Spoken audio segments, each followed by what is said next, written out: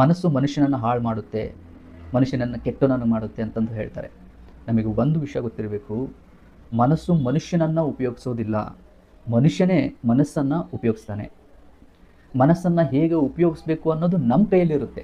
ನಾವು ಅದನ್ನು ಒಳ್ಳೆಯದಕ್ಕಾದರೂ ಉಪಯೋಗಿಸ್ಬೋದು, ಕೆಟ್ಟದಕ್ಕಾದರೂ ಉಪಯೋಗಿಸ್ಬೋದು. ಬೇಡಪ್ಪ ನಮಗೆ ಕೆಟ್ಟದ್ದೇ ಬೇಡ, ನಾವು ಒಳ್ಳೆಯದಕ್ಕೆ ಉಪಯೋಗಿಸ್ಬೇಕು, ನಾನೊಂದು ಗುರಿ ಇಟ್ಕೊಂಡಿದ್ದೀನಿ, ನಾನೊಂದು ಸಾಧನೆ ಇಟ್ಕೊಂಡಿದ್ದೀನಿ, ಅದಕ್ಕೆ ಮಾತ್ರ ನನ್ನೊಂದು ಮನಸ್ಸನ್ನು ಉಪಯೋಗಿಸ್ಬೇಕು ಅಂತ ಅಂದ್ಕೊಂಡ್ವಿ ಅಂತಂದರೆ ನೋಡಿ, ನಾವು ಯಾವಾಗಲೂ ಒಂದು ಕೆಲಸದಲ್ಲಿ ಬ್ಯುಸಿಯಾಗಿರಬೇಕಾಗುತ್ತೆ. ವ್ಯಕ್ತಿ ಹಾಗೆ ಅಂತಕ್ಕೂ ಇರೋದಿಲ್ಲ, ಅವನು ಯಾವುದಾದ್ರು ಒಂದು ಕೆಲಸದಲ್ಲಿ ಬ್ಯುಸಿಯಾಗಿರಲೇಬೇಕು.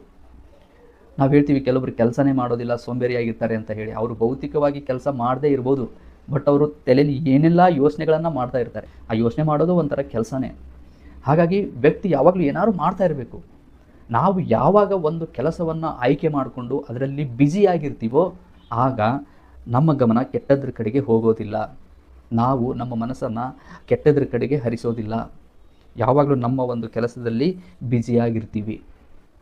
ಅಕಸ್ಮಾತ್ ನಾವು ಬ್ಯುಸಿಯಾಗಿದ್ದಿಲ್ಲ ಅಂತಂದರೆ ಒಂದು ಕೆಲಸದಲ್ಲಿ, ಕೆಲವೊಬ್ಬರಿಗೆ ದೇಹದ ಅಭ್ಯಾಸಗಳು, ದುರಭ್ಯಾಸಗಳು ಇರ್ತವೆ. ಅವರೇನಾದ್ರು ಒಂದು ಕೆಲಸದಲ್ಲಿ ಬ್ಯುಸಿಯಾಗಿಲ್ಲ ಅಂತಂದರೆ ಅವರು ದೇಹದ ದುರಭ್ಯಾಸಗಳನ್ನು ಮಾಡೋಕ್ಕೆ ಮುಂದಾಗ್ತಾರೆ. ಯಾಕಂದರೆ ಒಟ್ಟಿನಲ್ಲಿ ನೇಚರ್ ಪ್ರಕಾರ ವ್ಯಕ್ತಿ ಏನಾದ್ರು ಕೆಲಸ ಮಾಡಲೇಬೇಕು. ಹಾಗಾಗಿನೇ ಈ ಒಂದು ದೇಹ ಆ ಒಂದು ಸಮಯದಲ್ಲಿ ಟೇಕಪ್ ತಗೊಳುತ್ತೆ, ದೇಹದ ಒಂದು ದುರಭ್ಯಾಸಗಳು. ಹಾಗಾಗಿನೇ ನಾವು ನೋಡ್ತಾ ಇರ್ತೀವಿ ನೋಡಿ, ಕೆಲವೊಬ್ಬರೇ ಸುಮ್ಮನೆ ಕೂತಿದ್ದೀವಿ, ಬಾ ಮಗ ಹೋಗೋಣ, ಎಣ್ಣೆ ಹೊಡೆಯೋಣ, ಏನಾದ್ರು ಬೆಟ್ಟಿಂಗ್ ಆಡೋಣ ಅಂತಂದು ಹೇಳ್ತಿರ್ತಾರೆ. ಅಂದರೆ ಅವ್ರಿಗೆ ಏನು ಕೆಲಸ ಇರೋದಿಲ್ಲ. ಮೈಂಡಿಗೆ ಕೆಲಸ ಇತ್ತು ಅಂದರೆ ಅಂಥ ಒಂದು ಯೋಚನೆಗಳೇ ಬರೋದಿಲ್ಲ. ನೋಡಿ, ಇನ್ನೂ ಸಿಂಪಲಾಗಿ ಹೇಳಬೇಕು ಅಂತಂದರೆ, ಮನಸ್ಸನ್ನು ಒಂದು ವಿಮಾನ ಅಂದ್ಕೊಳ್ಳಿ, ರೈಟ್? ಆ ವಿಮಾನದಲ್ಲಿ ಒಬ್ಬ ಪೈಲಟ್ ಇರ್ತಾನೆ, ಓಡಿಸೋನು.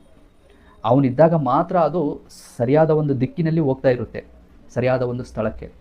ಆ ಪೈಲಟೇ ಇಲ್ಲ ಅಂತಂದರೆ ವಿಮಾನ ಯಾವ ದಿಕ್ಕಲ್ಲಿ ಬೇಕಾದರೂ ಹೋಗ್ಬೋದು. ಅದೇ ಥರ ನಾವು ಒಂದು ಚೂಸ್ ಮಾಡ್ಕೊತೀವಲ್ಲ ಒಂದು ಕೆಲಸ, ಅದಕ್ಕೆ ನಾವು ಪೈಲಟ್ ಆಗಿರಬೇಕು. ನೋಡಿ, ವಿಮಾನ ನಮ್ಮ ಮನಸ್ಸಾದರೆ ನಾವು ಅದಕ್ಕೆ ಪೈಲಟ್ ಆಗಿರಬೇಕು, ಅದನ್ನು ನಡೆಸೋರಾಗಿರಬೇಕು. ಆವಾಗಿದ್ದಾಗ ಮಾತ್ರ ಅದು ನಾವು ಏನು ಅಂದ್ಕೊಂಡಿದ್ದೀವೋ ಆ ದಿಕ್ಕಿನಲ್ಲಿ ನಮಗೆ ಸಹಾಯ ಮಾಡ್ತದೆ, ಒಂದು ಸ್ಟ್ರೆಂತನ್ನು ಕೊಡ್ತದೆ. ಇಲ್ಲ ಅಂದರೆ ಅದು ದಿಕ್ಕಾಪಾಲಾಗಿ ಹೋಗ್ತದೆ, ನಾವು ದಿಕ್ಕಾಪಾಲಾಗಿ ಹೋಗ್ತೀವಿ.